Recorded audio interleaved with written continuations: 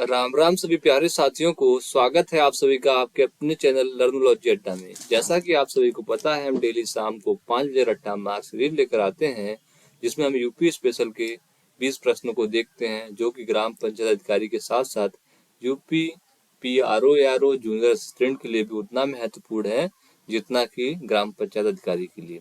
तो चलिए देखते हैं आज के अपने प्रश्नों को, जो कि हमारे सामने आ चुका। और चैनल पर अगर आप नए हैं तो चैनल को सब्सक्राइब करें और बेल आइकन भी जरूर दबाएं, जैसे सबसे पहले आपको अपडेट मिल सके। तो चलिए देखते हैं आज के प्रश्नों को।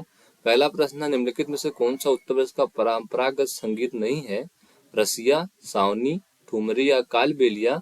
तो इसका सही जवाब है कालबेलिया। राजस्थान में प्रचलित परंपरागत संगीत नृत्य शैली है, जबकि अन्य सभी उत्तर प्रदेश की संगीत नृत्य शैलियां हैं।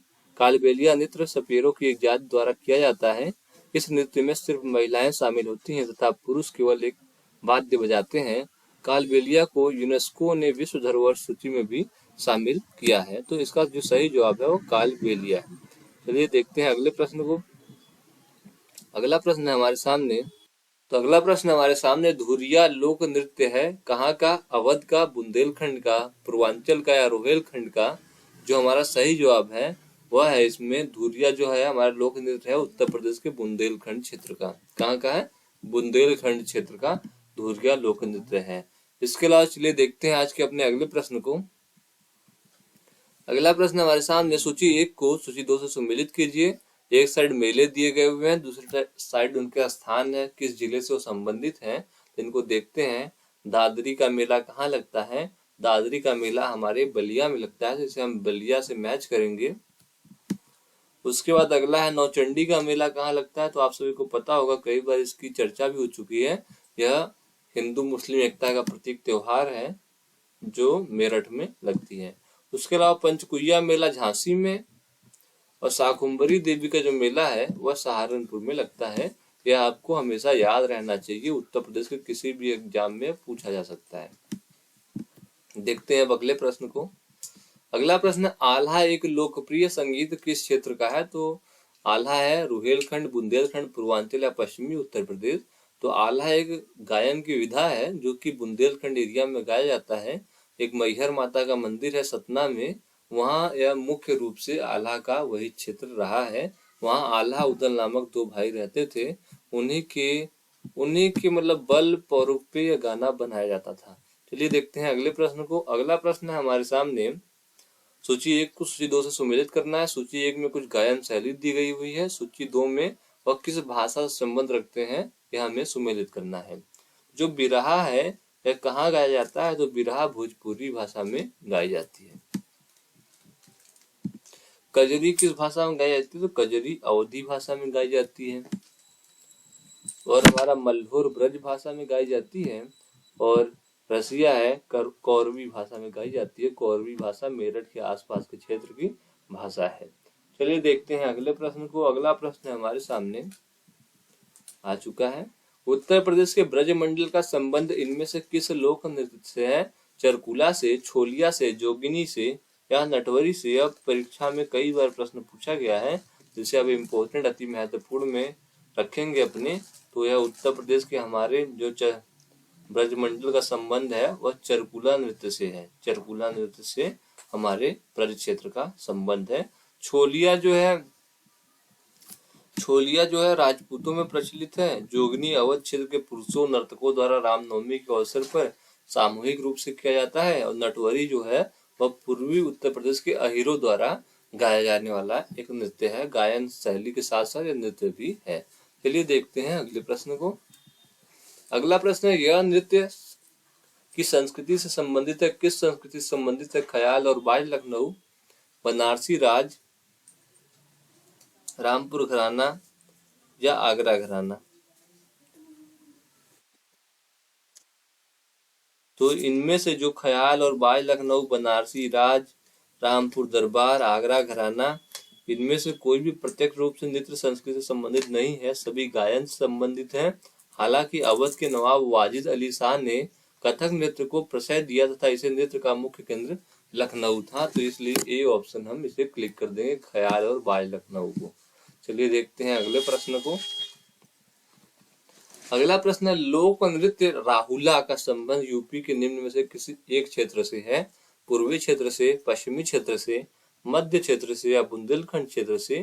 तो लोक नाट्य जो राहुला है इसका संबंध हमारे बुंदेलखंड क्षेत्र से है और इसे हंसने हंसाने की इस शैली में शिक्षाप्रद लोक कथनों, कहावतों, शिक्षाओं का मंचन किया जाता है। किस क्षेत्र में राहुला का संबंध है? तो बुंदेलखंड क्षेत्र से है। बुंदेलखंड क्षेत्र कौन सा है? झांसी, ललितपुर, महोबा, चित्रकूट, बांदा वाला क्षेत्र जो है वह बुंदेलखंड क्षेत्र बोला जाता है। अगला प्रश्न है हमारे सामने, निम्नलिखित लोक नृत्यों में से कौन सा उत्तर प्रदेश के बुंदेलखंड क्षेत्र का लोक नृत्य नहीं है? मतलब कि बुंदेलखंड के जिलों से संबंध नहीं रखता है नृत्य, कौन सा है? रवाला, डांडिया, बढ़ैया या राई? तो जो डांडिया लोक नृत्य है यह गुजरात का प्रमुख लोक नृत्य है, यह हमारे बुंदेलखंड से संबंध नहीं रखता है। जबकि रवाला, बढ़ैया, राई, जावरा, सहरा नृत्य आदि बुंदेलखंड क्षेत्र से आते हैं। चलिए देखते हैं अगले प्रश्न को। अगला प्रश्न, उत्तर प्रदेश का मुख्य लोक नृत्य क्या है? धोबिया, राई, सायरा या उपयुक्त सभी? तो हमारे जो उत्तर प्रदेश का मुख्य लोक नृत्य है वह इनमें से धोबिया भी है, राई भी है, सायरा भी है, इसलिए हमारा ऑप्शन जो है उपयुक्त सभी, डी ऑप्शन बिल्कुल सही है। धोबिया राग धोबी जाति द्वारा किया जाने वाला नृत्य है। राई बुंदेलखंड की महिलाओं द्वारा कृष्ण जन्माष्टमी पर तथा सायरा बुंदेलखंड के किसानों द्वारा फसल काटने के समय किया जाने वाला नृत्य है। चलिए देखते हैं अगले प्रश्न को। अगला प्रश्न, कार्तिक एक लोक नृत्य है, तो कार्तिक कहाँ का लोक नृत्य है? पूर्वांचल बेल्ट का, बुंदेलखंड का, अवध का या रोहिलखंड का? तो कार्तिक एक लोक नृत्य है जो कि बुंदेलखंड क्षेत्र में कार्तिक माह में नर्तकों द्वारा श्री कृष्ण तथा गोपी बनकर किए जाने वाला नृत्य है। तो यह इसका ऑप्शन ए ऑप्शन बिल्कुल सही है, बुंदेलखंड का। चलते हैं अगले प्रश्न की ओर। अगला प्रश्न है हमारे सामने, निम्नलिखित शास्त्रीय नृत्य प्रारूपों में से कौन सा उत्तर प्रदेश से संबंध है? कथक, भरतनाट्यम, ओडिसी या कुचिपुड़ी? तो जो हमारा शास्त्रीय नृत्य प्रारूपों में से कौन सा उत्तर प्रदेश संबंध है? तो यह हमारा पहला ऑप्शन जो कथक है वो उत्तर प्रदेश का शास्त्रीय नृत्य है। उत्तर प्रदेश में राष्ट्रीय कथक संस्थान जो है लखनऊ में स्थित है। बाकी ओडिसी जो है उड़ीसा का शास्त्रीय लोक नृत्य है और भरतनाट्यम तमिलनाडु का लोक नृत्य है, जबकि कुचिपुड़ी आंध्र प्रदेश का लोक नृत्य है। तो हमारे उत्तर प्रदेश का जो शास्त्रीय नृत्य है वह कथक है, इसे आप याद रखिएगा। और इसका जो केंद्र है वह लखनऊ में स्थित है।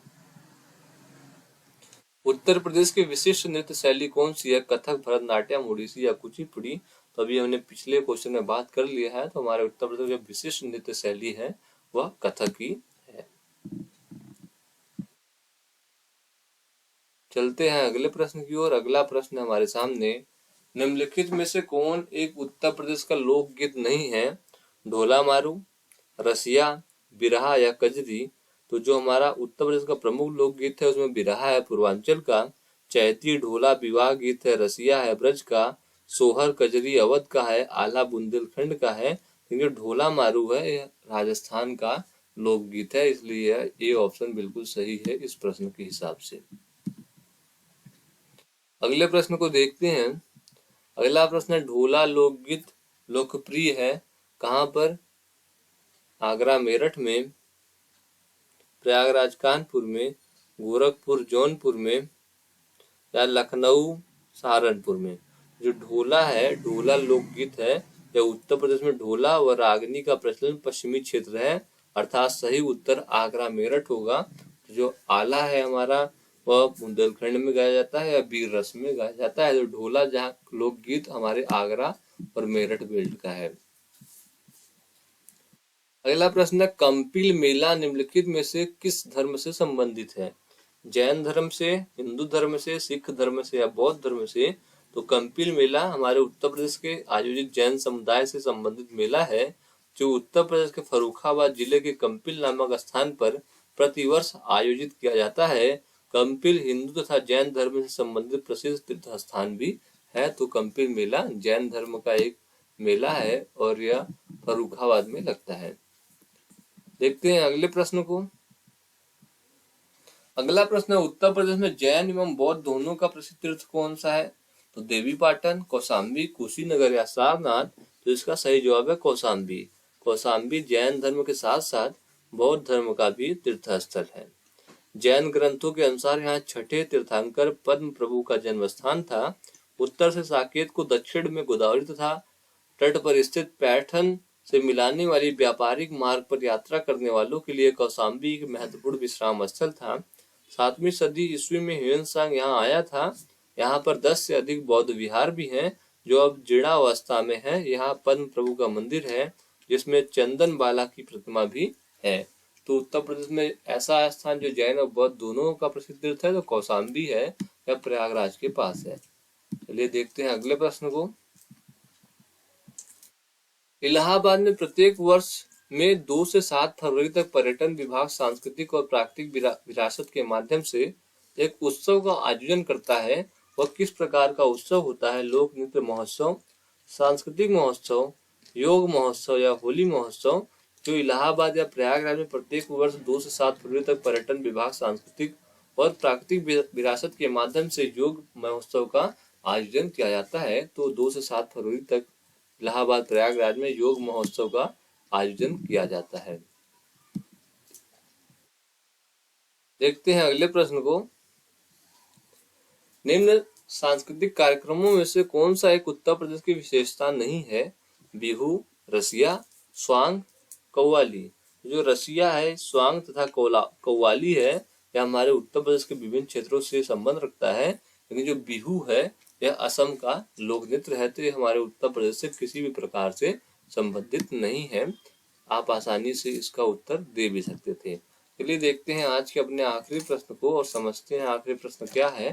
तो निम्नलिखित में से कौन से स्थान पर कुंभ मेला नहीं होता है? 4 जगह हमारे भारत में कुंभ लगता है, आपको पता होगा। तो इनमें से किसमें कुंभ नहीं लगता है? ऑप्शन हमारे सामने उज्जैन, इलाहाबाद, हरिद्वार या वाराणसी।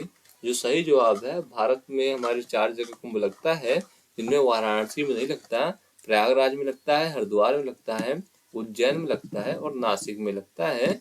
वाराणसी में कुंभ का मेला नहीं लगता। वाराणसी में विश्व प्रसिद्ध काशी विश्वनाथ का मंदिर है। चलिए इसी के साथ इस वीडियो को खत्म करते हैं। आपको वीडियो अच्छी लगे तो लाइक करना, अपने दोस्तों में शेयर करना जो यूपी की किसी भी एग्जाम की तैयारी कर रहे हो, और कुछ भी पूछना या बताना हो तो बेझिझक आप कमेंट बॉक्स में पूछ और बता सकते हैं। तब तक के लिए आपका बहुत बहुत धन्यवाद दोस्तों। जय हिंद।